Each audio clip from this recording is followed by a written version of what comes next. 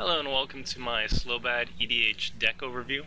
Slobad himself is a very powerful and very fun general.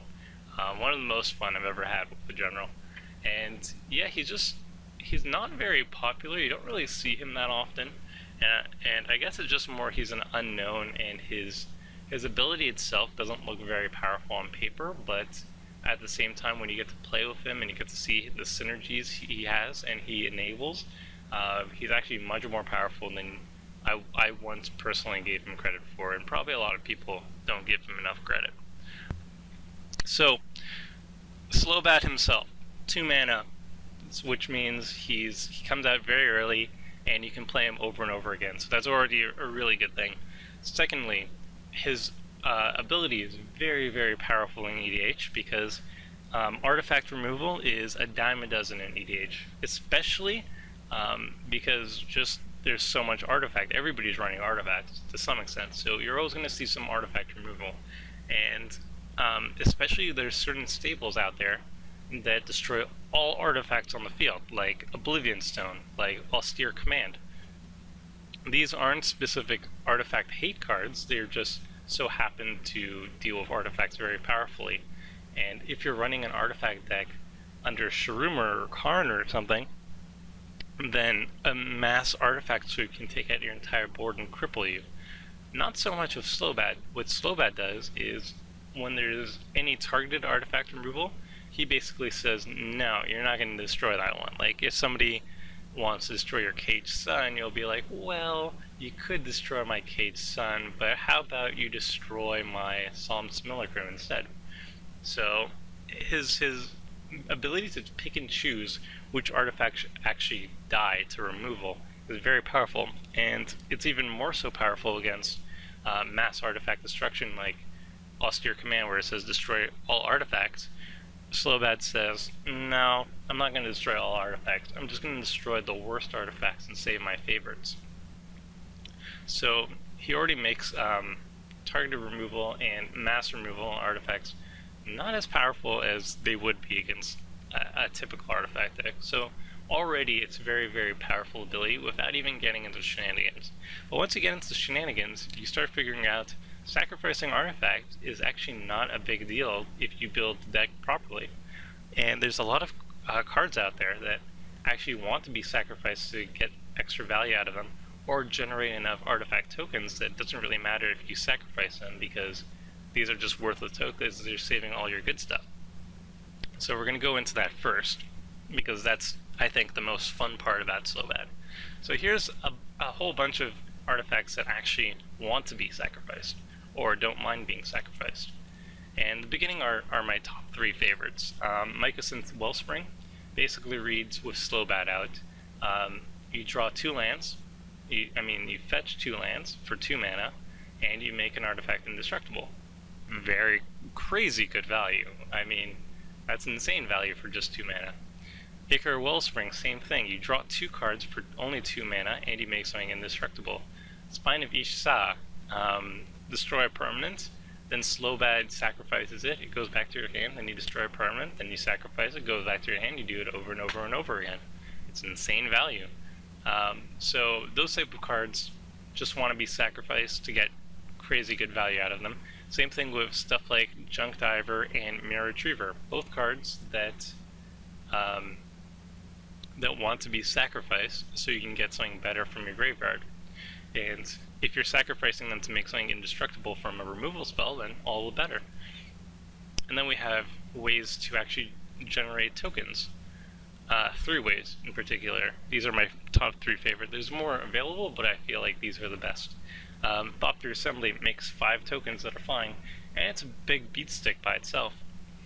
Mirror Turbine makes a token every single turn, and you can even fetch Mirror out of your library for extra value later on.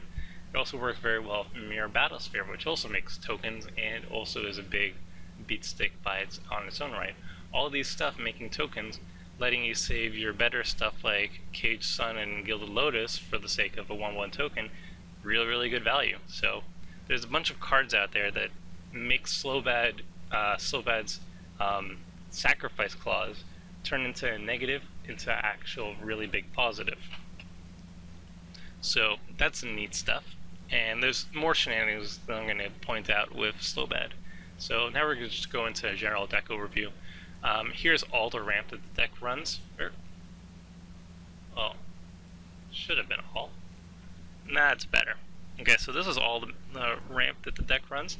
It's quite a lot, but that's mostly because the mana rocks actually double up as ways of. Yeah. Let me start over on that.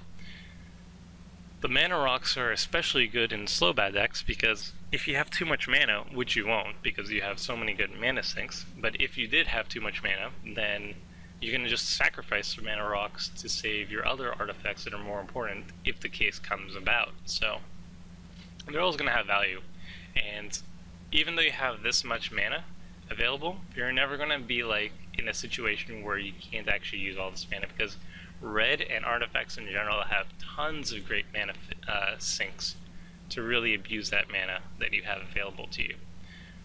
So even though it's a lot, it makes the deck just consistently fast right out of the gates. And then once you have all that mana being dumped on the field, then you have tons and tons of ways to do card advantage out of them. Journeyer's Kite gets you tons of mana, or tons of mountains. Temporal Aperture, probably not the strongest card, probably the least strongest card in the deck, but it's also one of the most fun. That's why I really like it. You never know what you're going to get. You're going to get either a mountain, or sometimes you're going to get an insurrection out of it. Always tons of fun. That's why I like to play it. Then we got Reforge of Soul. It's just a wheel effect. You play out your hand very quickly because you have all that mana ramp, and then you draw more cards out of it afterwards. So good stuff. Mind's Eye, again, very, very powerful when you have infinite mana or nigh infinite mana to abuse, that you can just redraw your hand. Kodoltha Forge Master, very solid tutor. Everybody seems to be more afraid of him than he really should be. I mean, he's not going to do any infinite combos as soon as he taps down to get an artifact, but he always does get something good, like Karn or Steel Hellkite or whatever is necessary in the situation. And again, with a lot of artifacts that want to be sacrificed anyway, activating his ability isn't that big of a deal. Faithless Looting, very, very powerful cycling effect in red. Gets rid of excess lands or whatever you don't need for stuff you do need. Skull Clamp is absurd in this deck. It's an absurd card in general, but here we have so many 1/1 creatures or token generators that make 1/1 creatures that you can really, really abuse Skull Clamp to its full extent.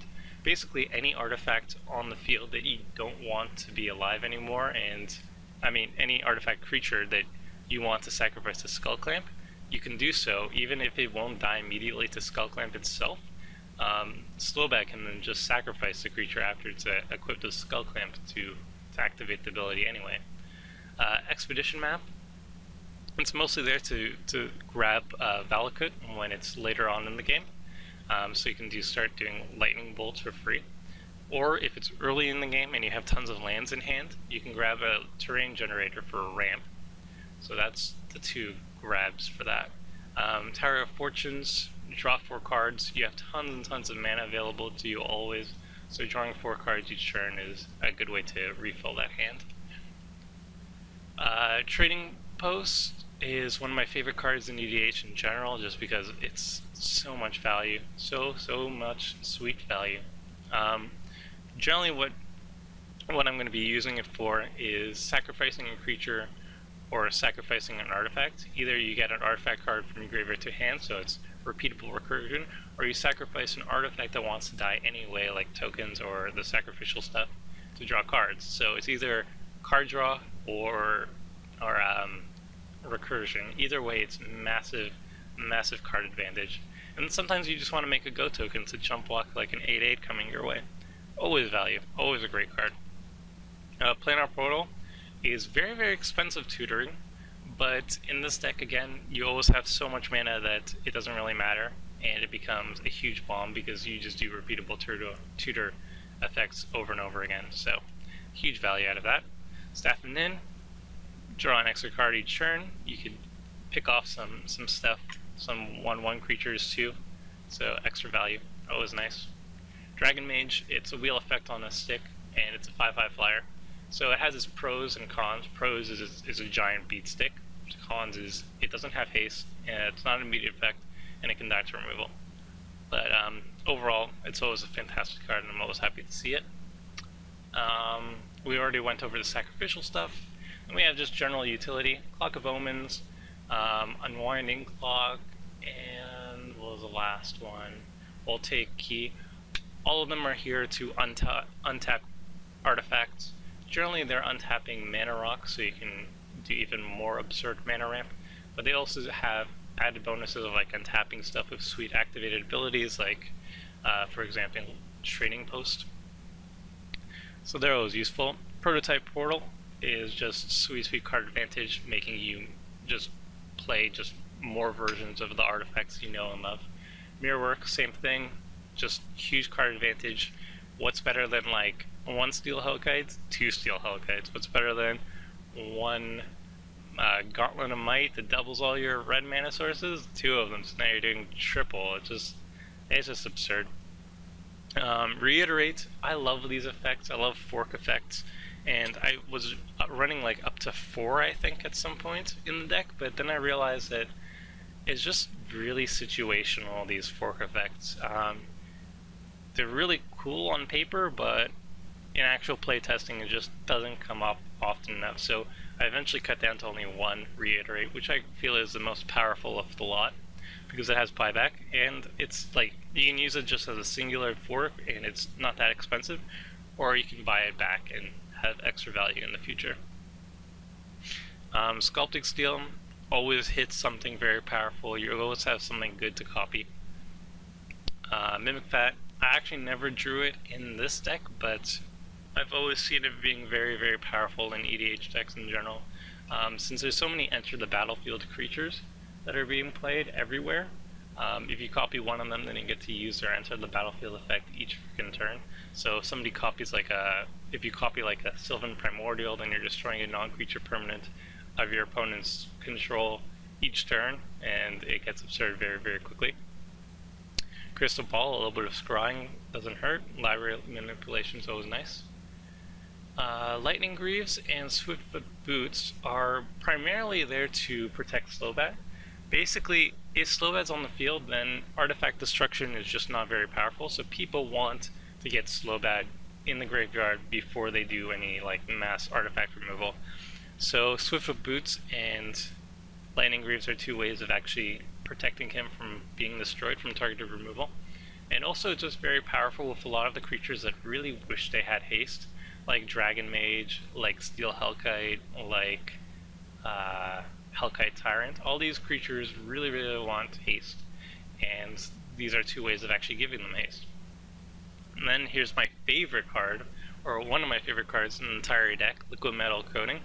It's just so fun and so versatile. It looks like nothing, but when you're combining it with other cards in the deck, it becomes such a powerhouse.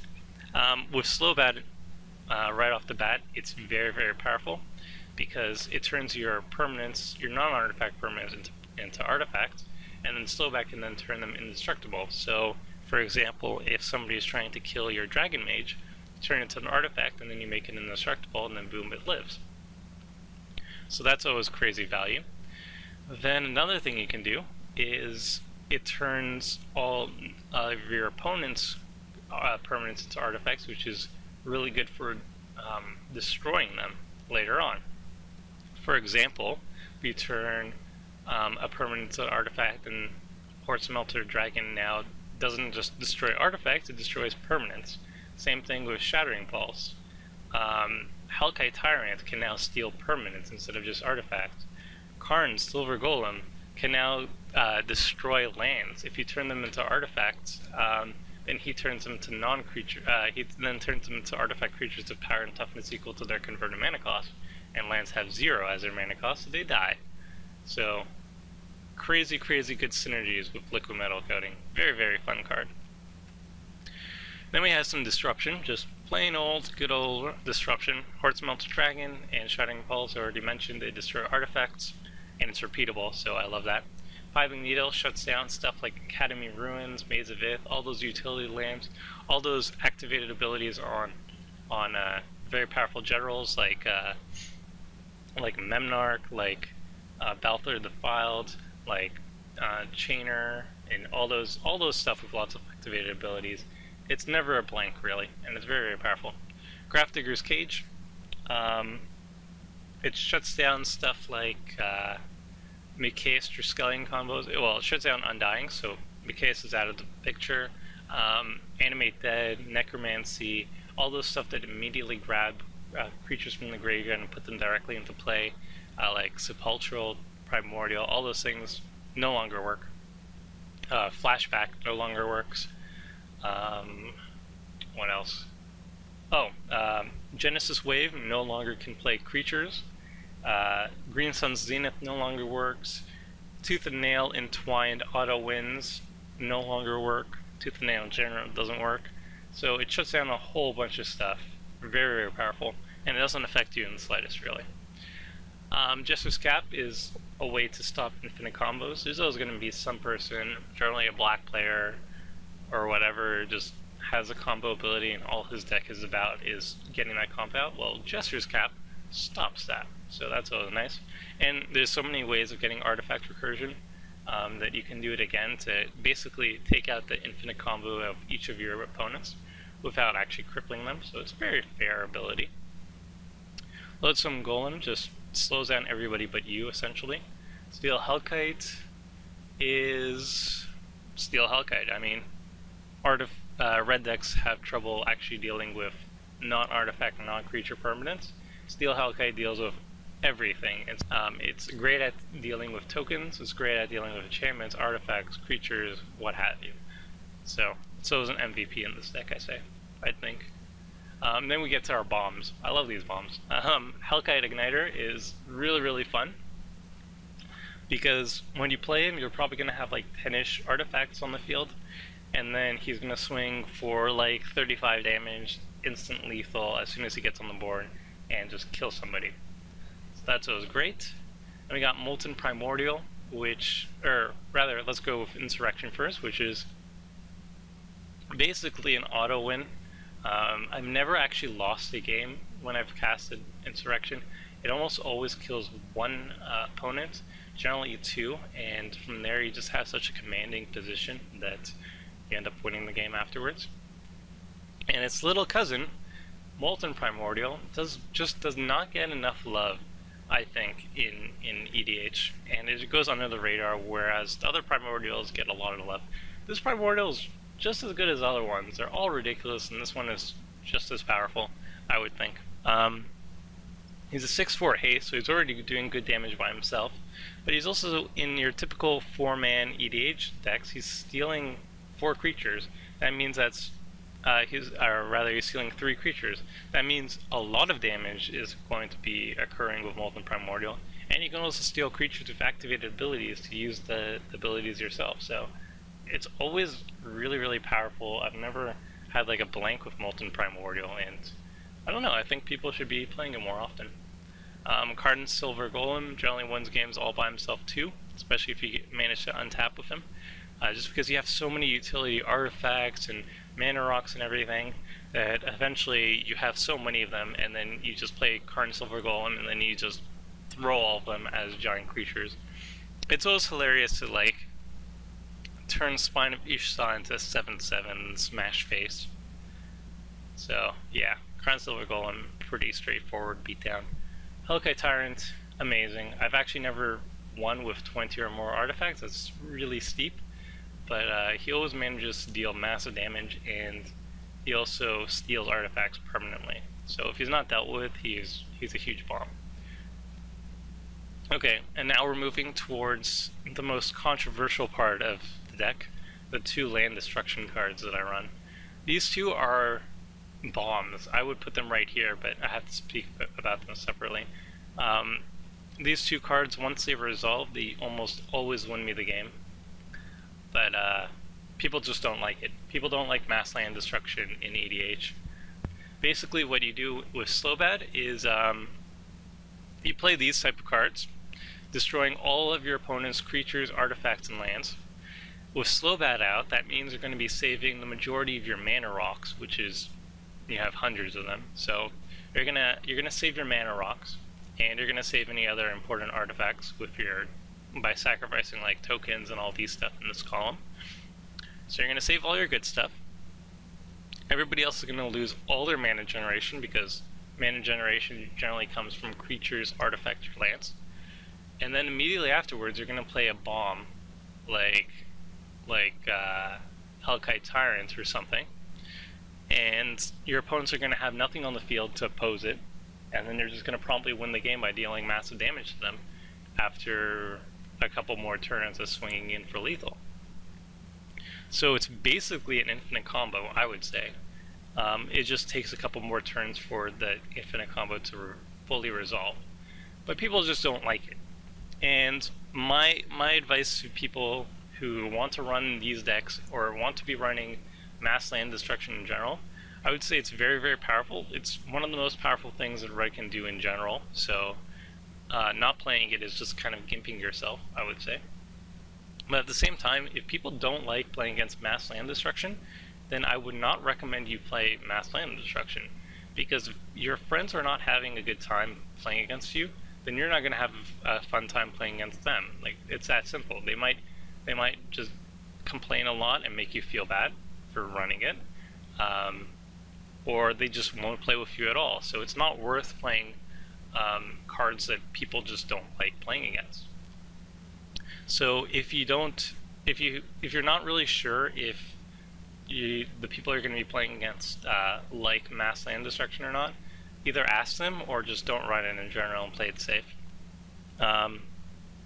If you don't run the mass land destruction though, I would recommend one of the cards to replace would be Blasphemous Act. I don't think I own it, but I can show you.